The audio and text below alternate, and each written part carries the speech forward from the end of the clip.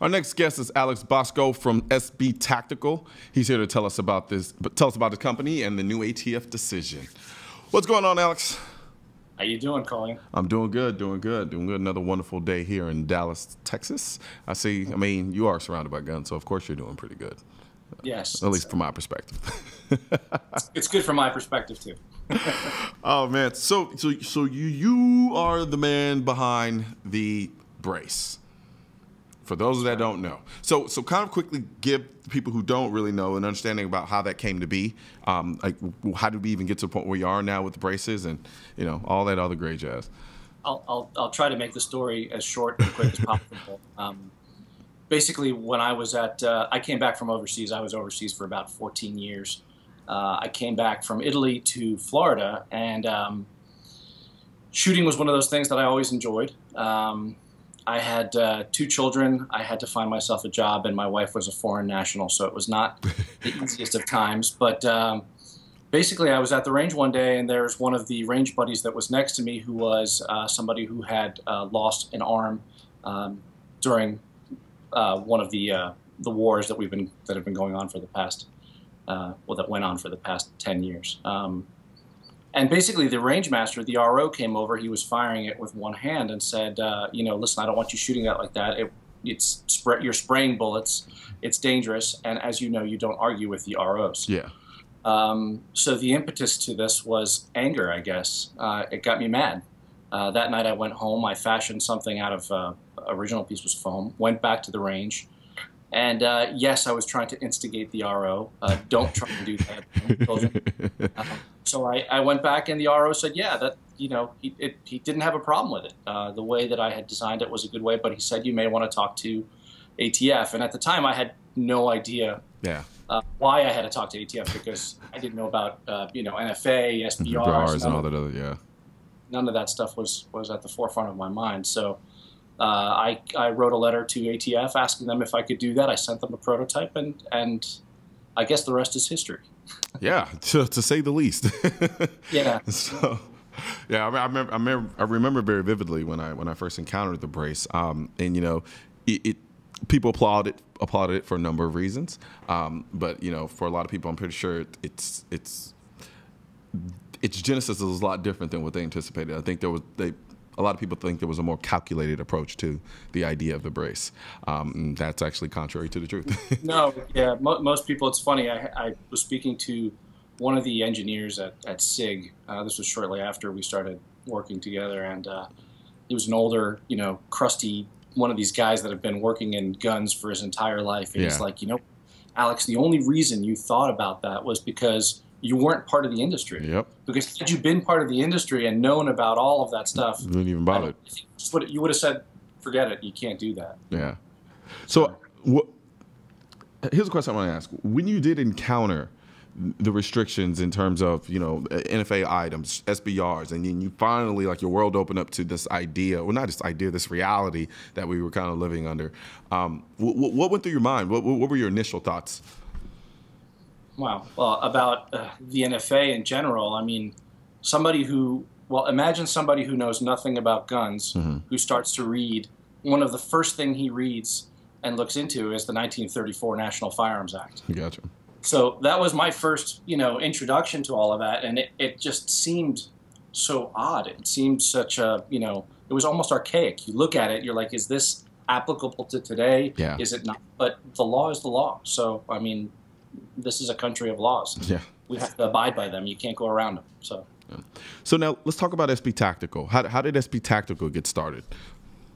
Well, SB Tactical started shortly after the idea of it started right away. I mean, I came up with the idea of the brace.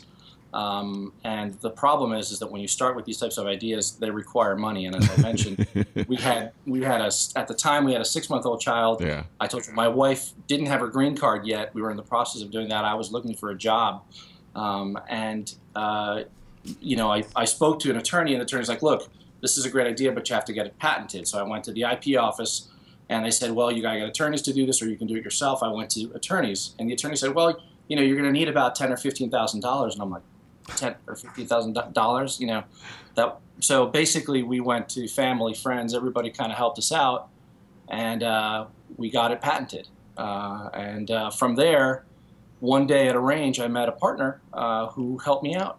You know, he helped me begin the company. Yeah. And, you know, obviously the company has become so much more than what it was back in the day. But, you know, I think many Americans probably start the same way I have. I mean, we live in a capitalistic country.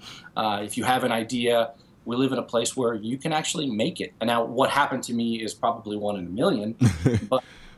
But I do think that, you know, this country's offered me such a great opportunity. And I think so far I've made the best of it. I hope I can do more. Absolutely. So now let's talk about this ATF reversal. You know, there's been a lot of talk about it. I remember when there was the first decision was handed down about it, about the brace and you know, changing the just blanked out for a second. But design. Changing the design of the gun, the implications of changing the design of the gun merely based on the way that you fired the gun. You know, that was a big thing that people kind of were a little bit, you know, kind of angry about in many ways, because it didn't really resonate or make much sense to a lot of people. So talk me through the process of where it started off with the legalities behind the brace, and then where we are now after this recent reversal. So I think, I mean, I can say the beginning part quickly. What happened was we got an approval for our product. Everybody's talked about this. You know, they say leave well enough alone. People can't do that. The problem is, and it's not a problem, I think, you know, people have questions. There's nothing wrong with that. And a lot of people had questions, and they had written to ATF. And ATF, getting all of these questions during a period of time where, let's say politically, they were trying to make more gun laws.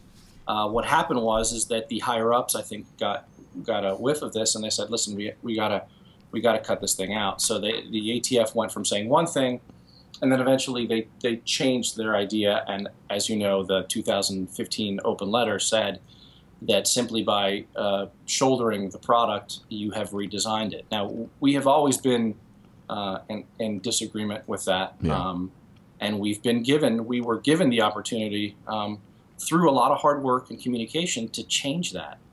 I think, you know, we got to say, everybody, we're always ready to jump on ATF. This is not the time to do that. There have been people in ATF that have worked with us since day one on this. Yeah. So we got to say kudos to them.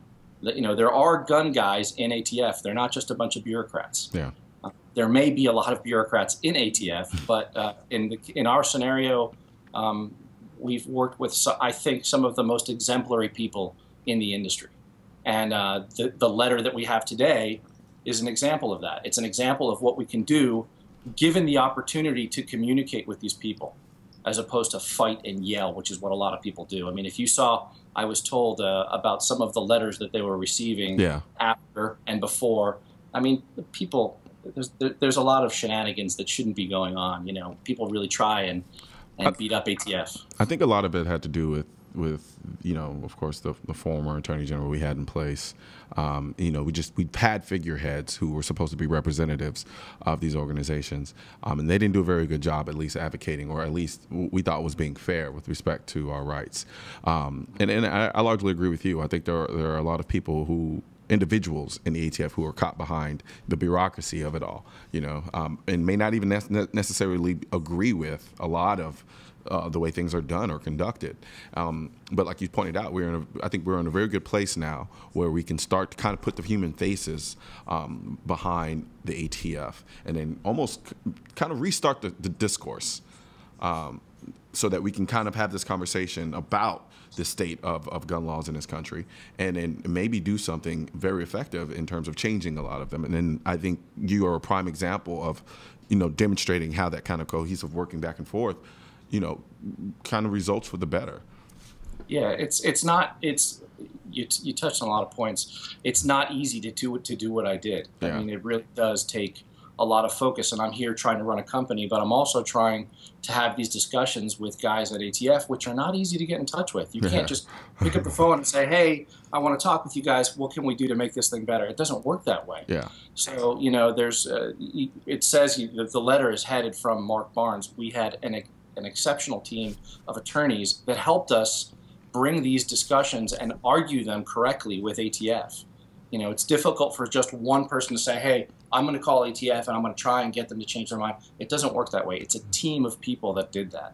Yeah. And, luckily we got in front of the right people. Luckily, the political atmosphere changed to our favor. We're not talking about post-apocalyptic Hillary Clinton. Yeah. We're talking about, a presidency that is in favor of listening to what we can do. It's been a ride. Let me put it that way. It's been a really difficult ride. I really think that, this has been my I would call it my opus magnum. This is something that I've done for so long. I mean, ever since this happened, for me, it was almost a spite towards me. I gave my word to my customers to say, this is the letter that I have. And, I went to all of these customers to say, this is our product. And when they went back, when the ATF went back on their word, I almost felt like, I lost face with my customers. Yeah. And it was going to be the last thing I did to get this thing changed for them. Gotcha. So yes, I did it for myself, for my company, but I also did it for all of the people that bought our product. Awesome. So where do you see? Well, first of all, I want to touch on this. So with that being said, where do we live now in terms of the reversal? What's the state of utilizing the arm brace now that we have this reversal in place? Well, I mean, I think, I think they were clear. Yeah. The title of that letter is a reversal. I think it's a clarification. And what they've clarified, is that it is not their opinion that simply putting it to your shoulder, the SB Tactical brace, and firing it changes the classification.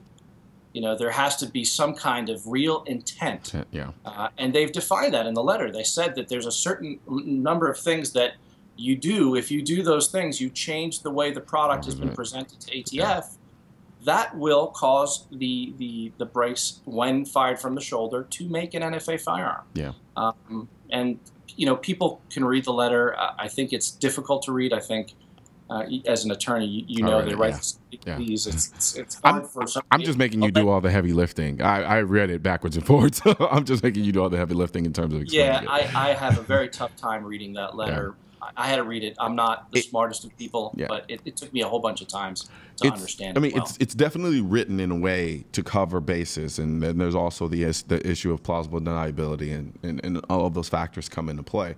And in many ways, it's basically, at least from what I gathered from it, it's basically saying, like, look, you can use this thing however you want. However, when it comes to the actual designing of the item, like what is this designed for, that would incite you in needing to making this thing an NFA item, doing these physical acts to change the structure of the intended purpose of their brace is what's going to kind of execute the whole, well, no, now I need to fill out this paperwork, sign these do this tax stamp, so forth and so on. And so. Right. They've defined it. It's in there. I mean, if you read the letter, they say, as long as you're not changing the configuration that we've presented it to ATF, do what you want with it. The minute you start, now, I'm not an attorney. I'm interpreting it. Let me just be clear here. as long as you are not changing the product the way SB Tactical has presented it to ATF, use it how you want. Just don't change it. Yeah, absolutely, absolutely. Well, so really quickly, where do you see SB Tactical going now? What do you guys have planned for the future?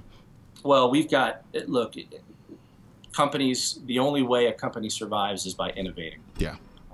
And we've been at the forefront of that. I've only been in this industry for 5 years, so I feel like a novice. I work with I think some of the best people in the industry. One person is Jeff Creamer, the other person is Amy Pavir. These are two people that have 10-year plus at Sig Sauer, and everybody knows who they are. And they've been mentors to me. Mm-hmm. So I've been bouncing off a lot of the ideas that I have, and I can safely tell you that we have some ideas coming soon that the industry will say, wow. They will say, wow. Well, I'll take your word for that, and I'm excited to see what you guys have coming forward. I've been actually really impressed with what you guys have done recently, so I'm definitely going to keep my eye out and see what you guys have. Thanks, man. Absolutely. Well, thank you very much for joining us, Alex. Like I said, I look forward to seeing what you guys have up the pipeline. Thanks for having me. Absolutely, man. You have a good one. You too. All right. So we're going to take another short break, and when we come back, the so-called Santa shooter, Marcus Allen Weldon.